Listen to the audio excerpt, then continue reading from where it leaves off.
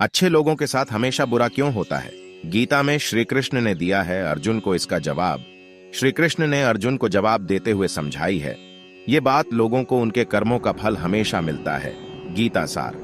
आपने महसूस किया होगा कि जो लोग अच्छे कर्म करते हैं वो परेशान रहते हैं, वहीं जो बुरे कर्म करते हैं वो खुशी से रह रहे होते हैं। अच्छे कर्म करने वाले परेशान होते हैं कि आखिर उन्हें इतनी परीक्षा क्यों देनी पड़ रही है, जबकि जो अधर्म की राह में हैं वो खुश हैं और जिंदगी का लुत्फ उठा रहे हैं। अगर आपके मन में भी ये सवाल आया है तो आज हम आपको इसका जवाब देंगे। ये जवाब वो है जो भगवत गीता में लिखा है और श्री कृष्ण ने अर्जुन को दिया था।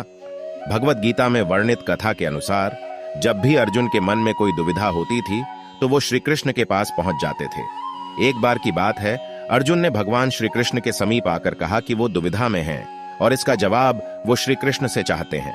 श्री कृष्ण ने पूछा कि क्या सवाल है? अर्जुन ने कहा, मुझे ये जानना है कि अच्छे लोगों के साथ हमेशा बुरा ही क्यों होता है, वहीं बुरे लोग खुशहाल दिखते हैं।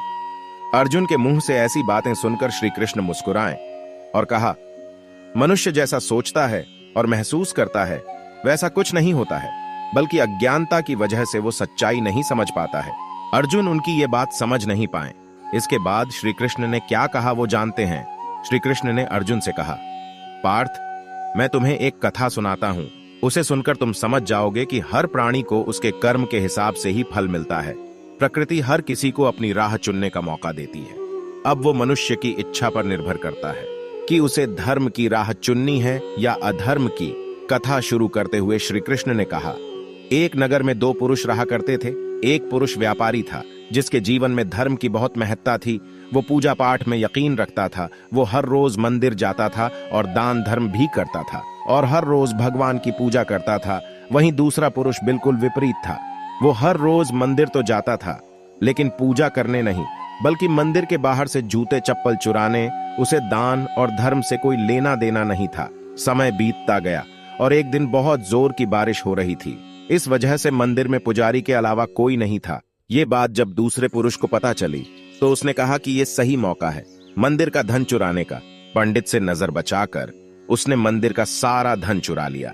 उसी समय धर्म कर्म में विश्वास रखने वाला व्यक्ति भी मंदिर पहुंचा। दुर्भाग्य से मंदिर के पुजारी ने उसे ही चोर समझ लिया और चिल्लाने लगे। वहां लोग एकत्र हो गए और उसे बहुत मारा। किसी तरह वो बचते बचाते वहां से निकला तो दुर्भाग्य ने उसका साथ वहां भी नहीं छोड़ा। मंदिर के बाहर वो एक गाड़ी से टकरा गया और घायल हो गया। फिर वो व्यापारी लंगड़ाते हुए घर जाने लगा तो रास्ते में उसकी मुलाकात उस पुरुष से हुई जिसने मंदिर से धन चुराया था।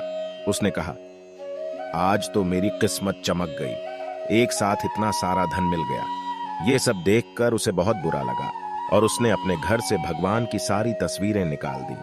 कुछ सालों बाद दोनों पुरुषों की मृत्यु हो गई। मरने के बाद जब दोनों यमराज की सभा में पहुंचे और भले पुरुष ने दूसरे व्यक्ति को देखा तो उसे बहुत गुस्सा आया। उसने क्रोधित होकर यमराज से पूछ ही लिया, मैं तो हमेशा अच्छे कर्म करता था, दान में विश्वास रखता था, उसके बदले जीवन भर मुझे अपमान और दर्द ही मिला और इस व्यक्ति को नोटों से भरी पोटली। आखिर ऐसा भेदभाव क्यों? इस पर यमराज ने कहा, पुत्र, तुम गलत समझ रहे हो। जिस दिन तुम्हारी गाड़ी से टक्कर हुई थी वो दिन तुम्हारे जीवन का आखिरी दिन था, परंतु तुम्हारे अच्छे कर्मों की वजह से तुम्हारी मौत सिर्फ एक छोटी सी चोट में बदल गई। तुम इस दुष्ट व्यक्ति के बारे में जानना चाहते हो। दरअसल इसके भाग्य में राजयोग था, मगर इसके कुकर्मों और अधर्म की वजह से वो सिर्फ एक छोटी सी धन की पोटली में बदल गया। कथा सुनाने के बाद श्री कृष्ण अर्जुन से कहते हैं, पार्थ, क्या अब तुम्हें तुम्हारे सवाल का जवाब मिल गया? ऐसा सोचना कि भगवान तुम्हारे कर्मों को नजरअंदाज कर रहे हैं, ये बिल्कुल भी सत्य नहीं है। भगवान हमें कब क्या किस रूप में दे रहा है मनुष्य को समझ में नहीं आता है, मगर आप अच्छे कर्म करते रहें तो भगवान की कृपा हमेशा बनी रहती है।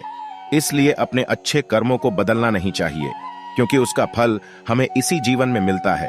इसलिए मनुष्य का फर्ज है कि वो हमेशा अच्छे कर्म करते रहें, क्योंकि श्री कृष्ण ने गीता में भी बताया है कि किसी के द्वारा किया गया कर्म बेकार नहीं जाता है, चाहे वो अच्छा हो या बुरा।